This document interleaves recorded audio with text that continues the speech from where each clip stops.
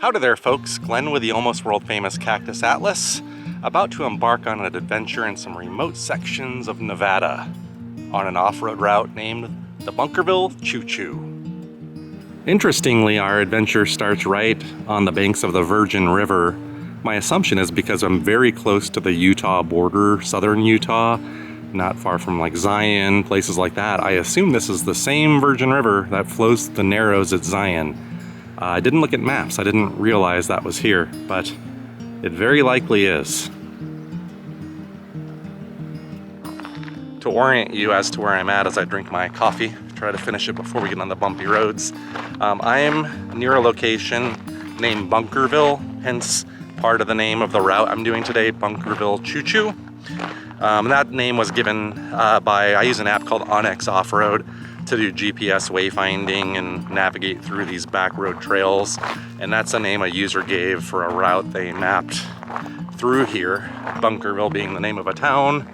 That's a few miles from here, and the choo-choo part, my understanding is they hauled an old rail car out to the middle of nowhere for the cattle that free range on these lands to hold water.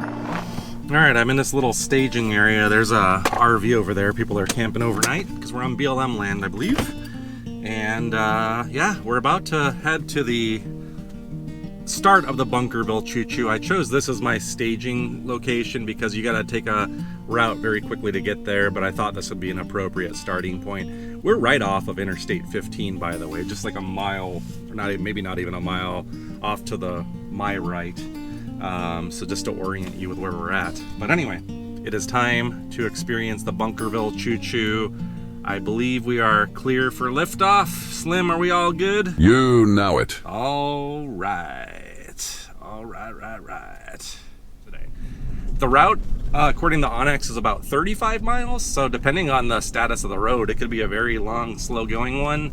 The rating the user gave was a 3 out of 10. And I'm really interested to see and compare to the other 3 out of 10 that I did yesterday in an area called the Loganville Trail System right outside of Valley of Fire, Nevada. That user gave that a 3 out of 10, and I would say it had some sections that have probably proved the most challenging for anything I've done to date yet. So I kind of call out, well, hey, how could you call something like Sasco Road that we did near Tucson a 3, and then simultaneously call something else a 3?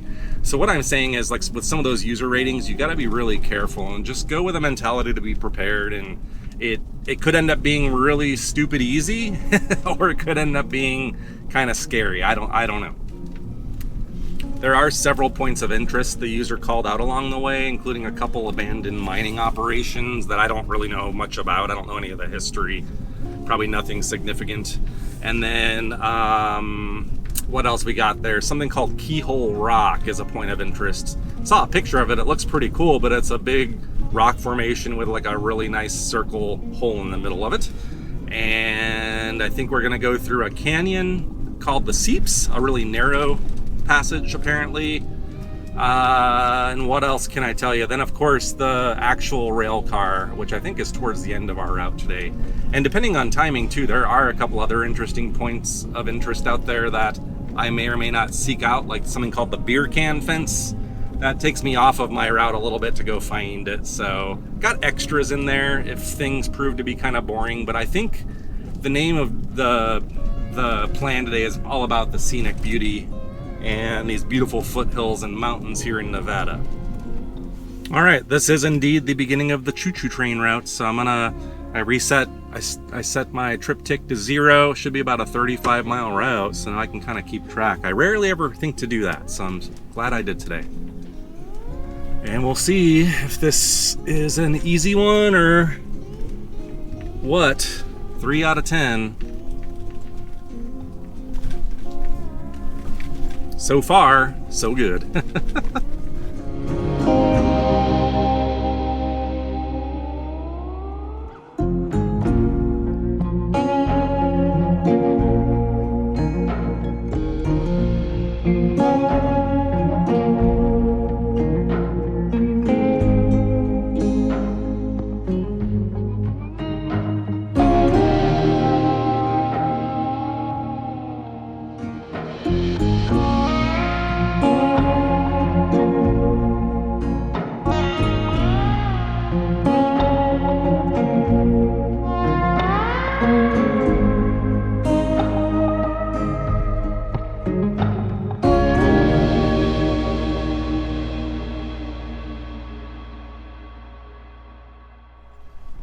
So I'm going to rename this route from the Bunkerville Choo-Choo to the Bumperville Choo-Choo. I'm just curious, how do you all in Nevada get your washboards so big? I've never experienced anything like these, like here and yesterday too. Must take a lot of work. Now might be a good time to put it in here, but we do use a program called onX Off-Road. If you watch our channel, you know what it is probably, but if you're ever gonna do this sort of thing, having an app where you can navigate with confidence through roads like this, I would recommend not using Google Maps, because Google Maps sometimes makes it worse. It takes you on places you shouldn't go. But onX is a very reliable, safe way to navigate, and that's why we use it. And we'll put a link in the description below to it if you want to check it out. And I would highly recommend it if you're ever going to do this sort of thing. You need something. And I would say the onX is a good choice. And there's a Joshua tree. Now it's getting a little bit more interesting, I would say. More Joshua trees. A lot more mountains now in view. Like layers. There's some other mountains in front of the big mountains. And I'm not really zoomed too far out on my display here on my map, but we're still, for a little ways, driving straight towards those mountains. And at some point we're gonna hook and go kind of left and follow those mountains until we head back out towards 15. I think I'll start marketing our channel like I do with camping. Like I'm always looking out for the tent camper. I think on this channel, on these videos, I'm looking out for the stock 4x4 drivers. As Slim is a stock 4x4, I've not done any modifications to him. These ZR2s have a factory lift. They have locking front and rear diffs. So you're packed with some tools that can help you. And look at that view out towards 15. I don't even see the interstate anywhere out there, but we're starting to climb. Wow, that's pretty. Should be a good vantage point, I hope, up here somewhere, where we're kind of like got views of the mountains and everything else. But wow, look at that. I'm gonna stop right here, I think, and hopefully nobody's coming. That's one thing about this that I read. Yeah, it's basically like any time, it's like a one lane road, and there are occasional spots to pass, but you don't have to worry too much out here about people coming. You can see them coming from a ways and hear them. Here's an excellent view of the road that we came through, and these are all those foothills. You can really see the gradual ascent we made. And the interstate's somewhere out there, probably at the lower point. Probably where the Virgin River is where that lowest point is out there, if I had to guess. And it is beautiful. You can see for miles and miles out here, just like the song from The Who. And there's the monstrous, I should add, Virgin Mountains. They are big, and getting closer to them, they look even larger. And then these, I guess, are just part of the foothills, I take it. These little, they're almost too big to call hills. And I don't know if we're gonna go behind that or stay in front of it, but I reckon that's where things get interesting, and that somewhere in there is probably Keyhole Rock and all manner of stuff. Now we can see a lot better down there in that valley. Still struggling to pick out Interstate 15. It's right there somewhere. But I think I might see it actually. Kind of a pink-orange color to that. And look how, when you're seeing this from a distance, you can see the river there, but it's like how flat that land is up on top of that that rim over there on the other side of the river. It's just such a cool look. That's why I love Nevada and the Great Basin region, is you see a lot of that stuff.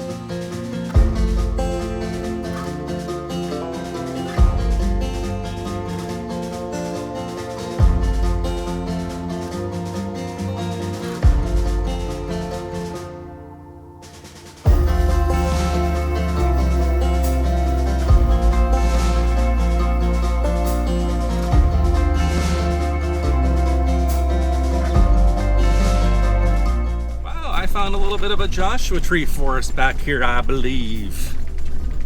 I almost feel like I'm in California now. At like the Mojave National Preserve or something like that. But these look a little different. They look kind of like the ones we have in Arizona that have a bluish gray color to them, but I don't know if it's those or not. Aren't there 3 different varieties of Joshua Tree, if I remember correctly? I know in Arizona we've got some, and they've got a bluish green color. Really pretty.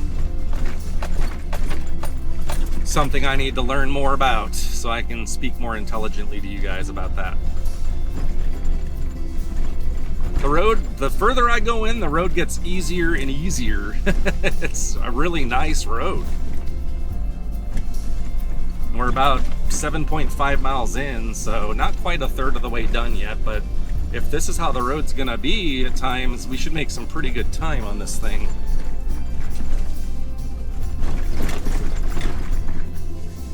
I planned for several hours for something like this, but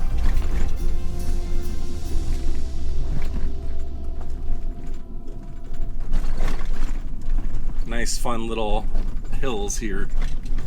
Is this a nice little spot to stop too, maybe? Oh yeah, look at that giant tire here in the middle of nowhere. That's not my turn going up here, but since we're in the middle of a Joshua Tree forest, I kind of want to get some pictures of these beautiful things out here. So let's get out and survey the landscape. I think I found my place, folks. I'd like to live out here. This is magnificent. This is, I mean, I know I just sit there all episode saying, oh, it's beautiful, it's awesome, but I don't know what else to say. Maybe I just don't say anything and we just film and I shut up.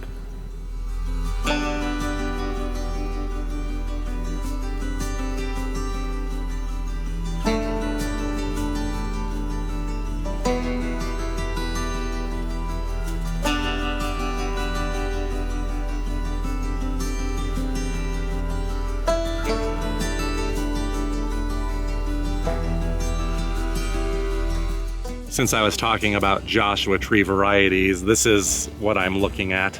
So I guess A, am I correct? It is a Joshua Tree, right? And not just a generic yucca. And these have like the same like looking things that you see on Joshua trees, and then like a pretty thick bark. And then you've got that scene right there, those beautiful Virgin Mountains, getting ever closer to them. It's almost scary. It's like, how high are we gonna go? But eventually we have to start heading out like that ways in front of the mountains, I assume. So we'll find out. But so far, awesome road. I don't want to jinx myself because I know how these things go, but this road gets increasingly better the further back you go, which is usually the other way around. Such a beautiful little road. A joy to drive so far. I know something's gonna come up that's gonna make me say, wait a second, but we haven't found it yet. And we're about 8 miles in now. I'm gonna give updates every once in a while on that as we head on through, since I got the triptych running still. I'm inclined so far on the report, at least this far, almost 9 miles in, to give this a 2. I'm gonna give it a 2 out of 10, maybe because of the washboards, but if someone argued a 1, I wouldn't argue with them so far. I mean, I might as well be driving on a paved road at this part, you know, of the journey. It's that smooth. It's almost like a national park type of road. And I'm hesitant to say things like that because then someone's going to get the idea to bring up the wrong type of vehicle back somewhere, and you know, I don't want to be blamed for that. And also too, because I know people ask every time. I don't think it's the right question to ask anymore now that I'm more experienced, but do you need 4-wheel drive? I've not been using 4-wheel drive this whole time. Totally forgot to switch just because I have not felt any slippage or anything out here, so I figured, what's the point? Although I guess I could if I want to. It's nice to have a little extra grip here and there. All right, this is what the user was warning me about, was this. All right, don't charge me, bull. I'm not here to screw with you guys. You guys are big. I'm just gonna pause here for a second and, hey guys, be careful, don't lay in the road, you. I'm gonna go really slow here. Is that a female, I guess? There's big udders on that, but it has horns, so yep, move away. I'm not gonna run over you. Keep your babies there. They're cute. There's a lot of babies here. They don't really have anywhere they can go, so I guess I pinned them in there, but usually they take off running. Because we have some of you viewers too that seem to know stuff about ranching and animals. Cows are kind of cool, but one thing I never really knew about cows until I started doing this hobby is how skittish they actually are when you're free ranging. Anyway, when I drive up, they don't really seem to be afraid of the truck. They're more afraid of when you get out of the truck and you're on foot. So my question would be, like, if you're that type of an animal and you have that, how smart are cows, I guess? I don't take them as being the smartest creatures, but animals are usually a lot smarter than we give them credit for. Anyway, I need to pay attention because I think this is my very abrupt, sharp turn here where we head now east. So I'm gonna slow down so you could see that. If we kept going straight, that would hook us up with some other routes, one called the Gold Butte to Little Finland route. But what we want to do is stay on the choo-choo train, which goes this way. Now that we're switching roads, this one looks a little more sandy. Hopefully it continues to be a nice little road though, since we're officially not on it anymore. Well, immediately here come the washboards. All right, here's our first, I guess, official point of interest. It's an old mining operation. I was calling it the Bunkerville mine. I was mistaken. The map says Bunkerville Key West mine. I didn't look up on Mindat or anything what they mined here, so I really know nothing about this. I don't know how old it is. I'm gonna guess not that old. I see maybe some concrete foundations. I don't know if there's a head frame or something over there. Clearly piles of waste rock, nothing huge. So to me, I'm guessing this wasn't a huge operation. I was just gonna get the drone out and fly around if there was something more interesting here. Probably spot where the shaft might be. I'm gonna guess it's probably up here somewhere. Maybe there's some other ones back there. But I would say the primary motivation for coming up this far isn't the mine really. It's probably the views. Up here in the top, looks like maybe where they mined some stuff out. There's even like a little fence and a hole up there. And I'm gonna guess that might be a portal into a mine, I don't know. If they did, they may have filled it in. It's a small, tiny hole. And these supports look kind of like, to me, maybe a head frame type thing, I don't know. I don't know what this was. Lots of rusty metal in there though. Lots of rusty metal. Anybody know what this was for? I sure heck don't. I'm guessing if they built infrastructure like this, it's probably indicative that it was I guess a decent sized operation, maybe a company operation. I don't know a lot about construction of that type, so I'm not intelligent. This looked interesting from down there, and it looks more interesting from here. I doubt that's a shaft. It's like built on this pile of waste rocks. I'm gonna guess it was part of a processing or something, but maybe there's a giant pit here, I don't know. Let's look. What do we got here? Yeah, I don't know. Is that some kind of a leaching tank or something like that? Or just maybe some kind of a cistern to collect water, because it's not uncommon that you need water for certain types of mining to separate stuff out. And I do see lots of little black, looks like irrigation hoses, presumably to run water here, I don't know. And if so, that plastic black hose doesn't seem like it's probably that old. Yeah, I'm gonna take a peek here a little closer to that, what might be a portal up there. Usually when they fence something off like that, that means there's something cool. Oh, look, there's interesting colored rocks here. Some green coloration. Maybe that's indicative of copper? What do you guys think? You experts out there, maybe this was a copper mine. Or a combination copper, lead, zinc, silver, gold, who knows? But that's interesting. I know a lot of rock hounds frequent little places like this to find things like fluorite. That is pretty. Quartz, I'm guessing, in that. I'm just starting to learn. Rock hounding seems like an interesting thing to do. And on BLM land, you are allowed to collect. The only confusion I have is I don't see anything that I want to take home, but am I entitled to pick up stuff from old mines on BLM land? And how do you know?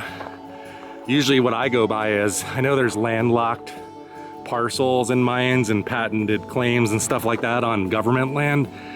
So what I do is if I think something's still active, there's usually no trespassing signs, no prospecting signs, and it's pretty clear. And out on BLM land, there's all these abandoned facilities. And I'll sometimes go on Mindat and see if I could find information about if it's operating, but clearly this is not. And I see another portal up there. Let's go look, I'm interested. As of yet, I've never really gone into a hard rock mine. Closest thing I would say, I guess it was the Burrow-Schmidt Tunnel years ago. We've got a video on that. That's one of my favorite trips. But I don't go into things like this that I don't know anything about. And this one might be one you can get in. I do watch mining channels where people go and explore old mines and go in them, and I love those. It's one of my favorite forms of entertainment. To be honest, I don't know why, just something about exploring dark spaces as a human. It's something we, I guess, have an interest in. Et voila, what do you know? We do have a hard rock mine here.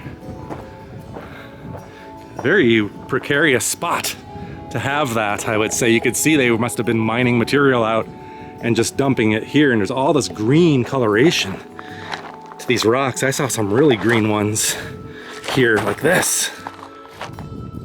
What is that? It's very light. I need to get a book or some kind of identification book so I can know more about this. If you look very carefully, this place is littered with just all of these very colorful specimens. I'm gonna guess copper, something indicating the presence of copper. You guys can tell me if I'm right or wrong. And look at these, how aqua blue. That's almost unreal. Man, I really wish I knew what this was. It's one of those moments where I'm like, start learning your rocks, buddy. All right, if I came this far, we at least gotta poke our heads in. I'm not gonna be going in there. But see if I can feel any cold air. Oh yeah, this is a nice big opening here. Very cold air blowing out, which I hear is a good sign, right? But anybody in there? I could see some timbering a little bit in there. I can't see too far though. Maybe my camera can get in there a little bit further, but no way in hell I'm going in there. Not by myself. I'm not afraid, I guess, of going in general, but I think to do things like this, I would want to do research. I'd want to see plans of the mine, understand where like stopes are and holes you could fall down. And I think I'd want other people, and especially someone knowledgeable that probably did hard rock mining or something like that, to help guide. So maybe in the future I'll have to find someone to take me on a journey. Looks like more of that mineralization all over this place. You see that? All sorts of colors. I see some purple, certainly the green, all over the place. I don't really see that a lot when I'm out in these places, but, and then all this like gold speckling all over these rocks here. If I had to guess, it's probably pyrite or fool's gold or something like that. It looks like gold, whatever it is, and it's very shiny. But this is a lot of variance in the types of rocks here. My back was turned to this view. I decided to walk up the hill here and not drive just so I don't miss anything. And wow. Just didn't realize how high up I am again till you look back that direction.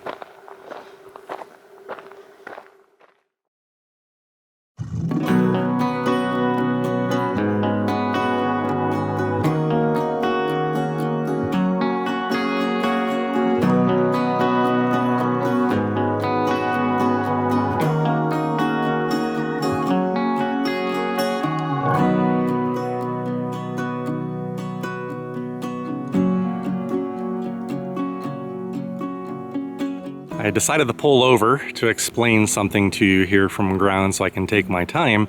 There's a road that goes to the right, and you can actually see it going way up on that hill over there. And then the road that goes left. The road that goes left is part of my route, the Bunkerville Choo-Choo. That goes to something called the Great Eastern Mine. It's the other mine that I've been mentioning this whole time. And I don't see any piles of waste rock or tailings from down here, so it's probably obscured by those foothills. So I'm opting to not for time's sake. Although it's beautiful and I'd like to go a little higher and closer to the mountains, we are very close right now. We got really close to the Virgin Mountains. And I want to turn around again to show you, even though I keep saying, oh, we're going higher up, it's just like we keep going higher and higher and higher. And the view from up here with the Joshua trees gets better and better with each moment. I mean, look at that.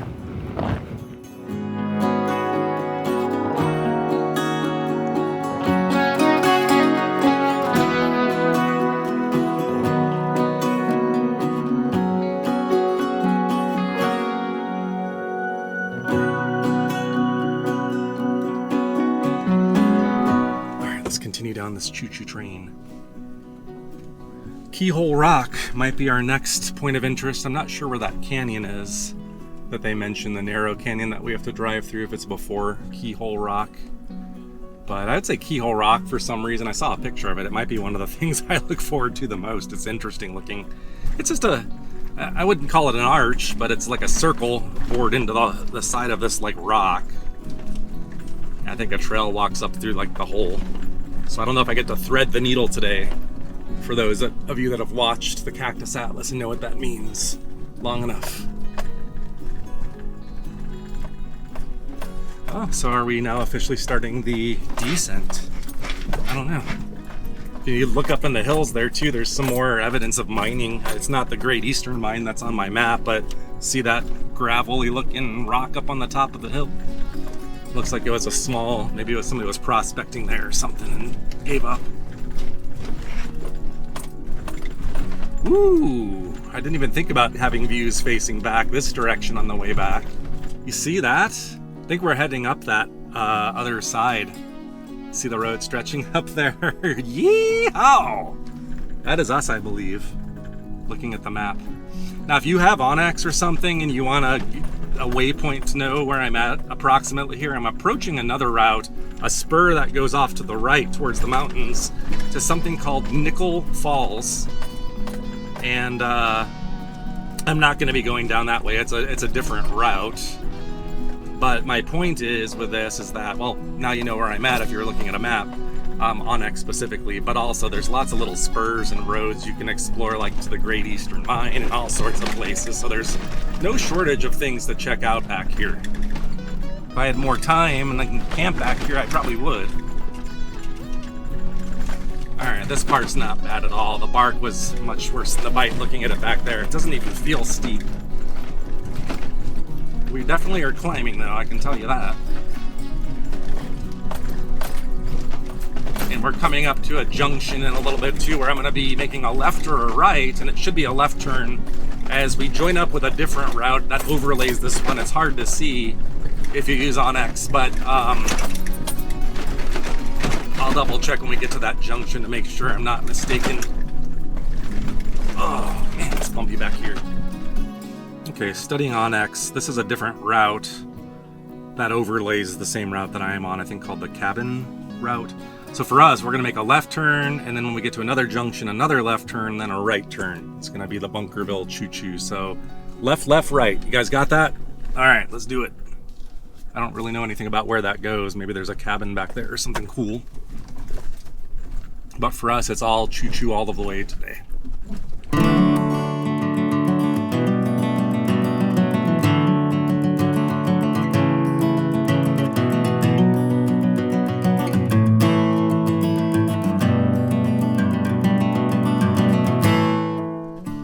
The description mentions something called the seeps. I don't like that word, seep. Sounds wet. But anyway, a very narrow canyon. And if there was gonna be a very narrow passage, it would be somewhere right around here, I would think, because we're heading in the middle of these really deep, like tall rocks here. I think I might actually see what they're talking about.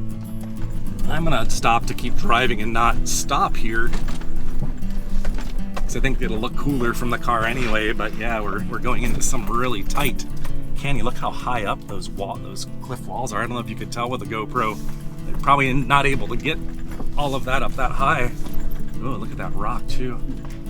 This is where I get nervous as an off-roader, is when we come into things like this, because of rock ledges and, you know, things that have the potential to really mess you up like that. I need to get out and survey, I think. Or should we just try? Doesn't look that bad. I'm gonna be careful here. Oh God. All right, I think I hit it just right. We did it. All right, hopefully it doesn't get too much worse like here. All right, let's get out and let's survey this just so I can see how much. I know there's up to 12-inch drops. That's what the thing said. Let's see if that's true or not. 12 inches I should be able to handle. It's actually a water line here, and there's a leak in it. You can hear the water right up there. So I wonder if this is going to some kind of modern mining operation, or maybe it's water for cattle or something, but that's pretty cool. The seep, or the seeps. Look at the cactus up on the wall there. All right, I'm in the thing they call the seeps, and this is the kind of thing that can make or break an off-road trip for some people. If whoever gives you the review got it wrong, some people may not want to damage their car on steep ledges. The difficulty that you talk about with ratings and stuff is when it comes to the stock 4x4s is really where it's just like, if someone was out here, what size tires did you have? I'd like to know those kinds of details. That would help me, but this is looking doable for Slim. All right, so yeah, there's some folks here I was chatting with too that just came up on me, the people there in the side-by-sides. Made it through the seeps, but I'm gonna give you a word of advice. This has been the easiest trail of one of the easiest trails of the year, except for there. Coming down off that rock, I did hit the back of my bumper, because I think my wheelbase is longer than a Jeep or something like that. So a little bit of nothing you could see on the surface. It's underneath the bumper, just some minor scratches. So I didn't get it too bad. My main point for saying that though is that when people do these reviews, you know, just to say it, you know, I guess I'm telling you, if you've got 10 inches of ground clearance, you're probably going to scratch your vehicle doing that one spot, period. So 3 out of 10, call it what you will. There's potential for damage, but nothing too bad if you got a pickup truck. It's a cool little spot, but yeah, my only annoyance is stuff like that, because like I said, I'm really in particular. I like to drive impeccably, and you know, why scratch up your car? I know people are like, well, it's gonna happen. Yeah, like the pinstripe things I've accepted, but driving skillfully and doing things that you should be able to are good. But technically, that tells me that I do not have enough clearance technically for doing that. I mean, we'll get it done, but for doing it without damaging it. So other than that, so far that was the worst part, and I reckon it might be the last of the worst, hopefully. So what is your guys' opinion? If you have one obstacle like that where the road's pretty much probably more like a 2 out of 10, and you have one little spot like that, is that worth upping the rating just for one little spot with potential for problems, or what? Like, that's just, you know, it's not a perfect system, and just trying to think of a better way to improve that information.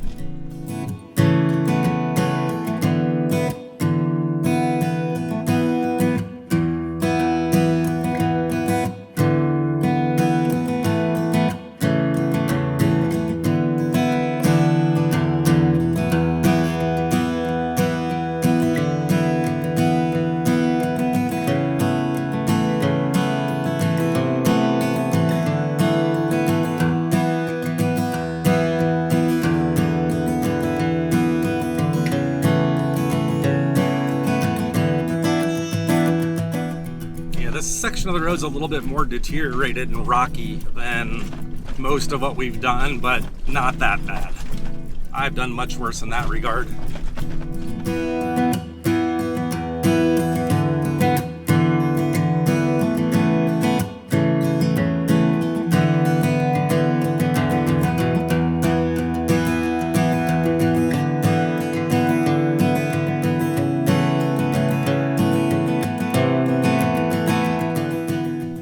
My guess is that the Bunkerville Keyhole Rock we're gonna go up that hill over there, and it's probably up over that rise somewhere, not too far from here.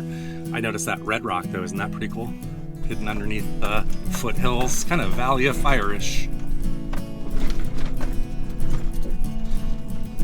I love the look of those green Joshua trees against those red rocks in the background. Oh boy, that's a steep hill. That one looks fun. That is really steep actually. Holy moly, that's steep. Alrighty, here we go. I've got it in low gear and I'm gonna crawl up this. Hopefully, Slim, you got that. Because that is pretty goddamn steep. Oh boy, here we go. Let's get everything secure. A lot of loose rock too. This is making me a little nervous, this one. So yeah, here's the point where you need four-wheel drive. I could say that for sure. Man, oh man, that's steep. That is hecka steep. Holy moly. All right, Slim buddy. You got this, my friend, you got this. Oh my goodness, it's steep. I feel Slim working it here. Oh my God, dang. All right. Here's where like the 3 out of 10 just really starts to go out the window for me. Because if you don't have the right vehicle, Slim's struggling a little bit on this part. Oh man, trying to see up and over the top. Are you kidding me? Is this a dead end? No. Oh, thank God. If I had to go up that for no reason, I was gonna be pissed. I don't have a better way to say it. That was pretty crazy. Let me go take a look. Looking back down to see if it looks as scary as it did going up. It is an ugly hill. That's steeper than the Nelson roller coaster. This might be the steepest hill I've ever done on the show yet. See that? I don't know if that comes out good on the camera here, but I'm looking down there. You can kind of maybe see for scale some of the background, but yeah, that was fun. Not really. And then you got that interesting exposed geology that I don't really know much about. It looks like sandstone, like a Navajo sandstone. Similar to what you see at Valley of Fire, which isn't far from here. All right.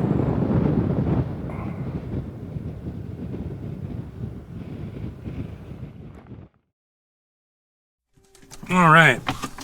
Yeah, that hill was no joke. Let's continue. Hopefully there's no more like that. There might be one right here in front of me though, as far as I know.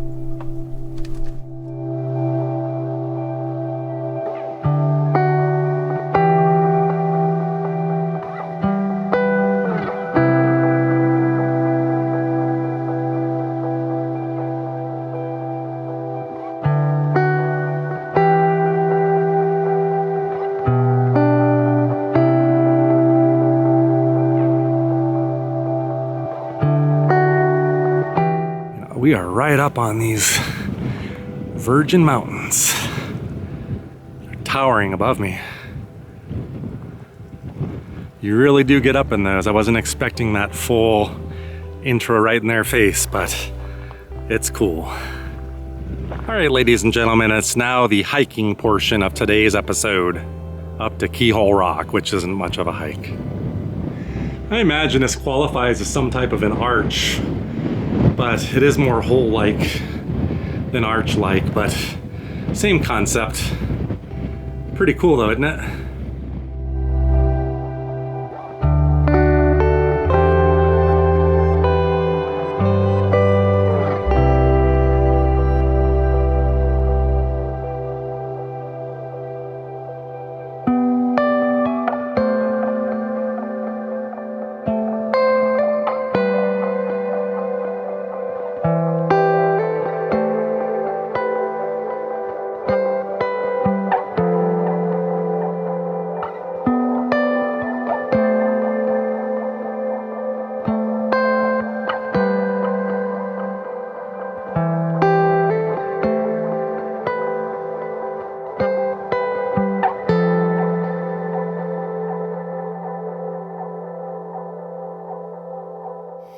right, Keyhole Rock. We did it. Probably one of the major points of interest on this route.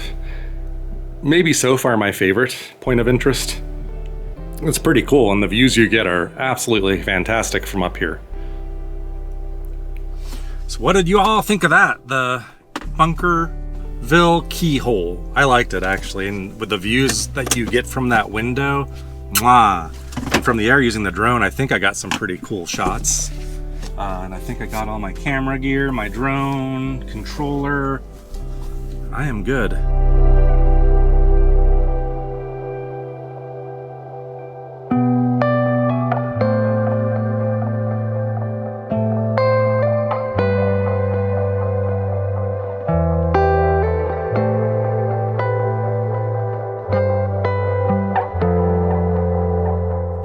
Yeah, what do you know? That is the Bunkerville Choo Choo. That's where this whole thing got its name, that rusty thing right in front of you there.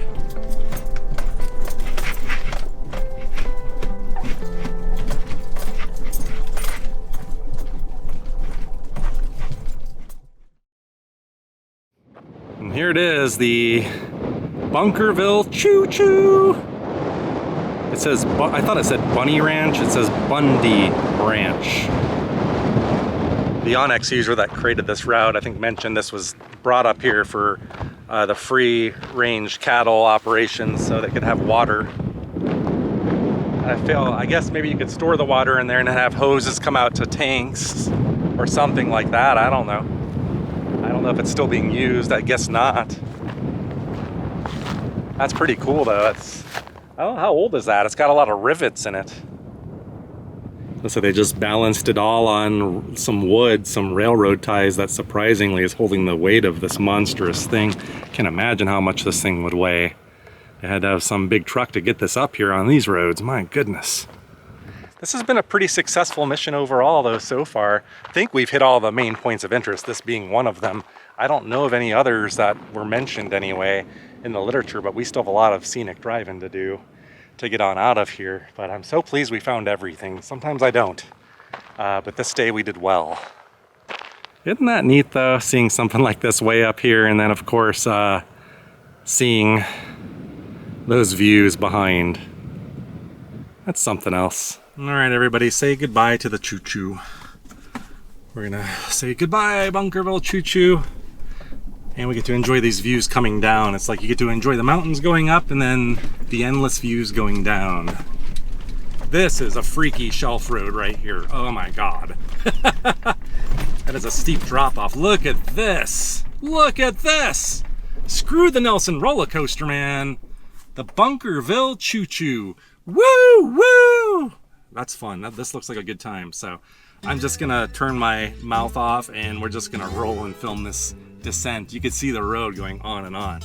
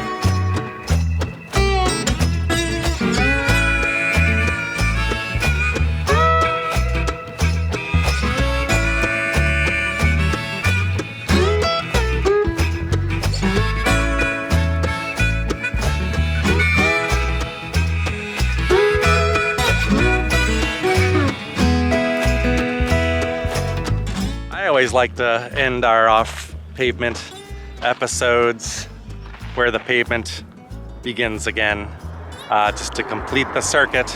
We're gonna call this the end of the Bunkerville Choo Choo, which the map says it is too. So a 3 out of 10. Once again, it's just such a hard thing to say yes or no to. I would say most of the road. I might even go a 2.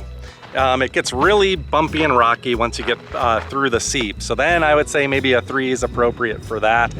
But because of those sections that cause problems, I don't know if that's good enough. So I'm just gonna say I'm cool with a 3 except for that one spot, and just know that you're taking a risk getting a little bit of damage if you don't have the right size wheels or clearance. In other words, stock 4x4, especially pickups. Well folks, another one done. Yes, the choo-choo has been conquered. We made it out alive, Slim. It was another fun one, and I'm so glad that you decided to ride along with us today. You heard my advice, take it to heart, and other than that, see you next time.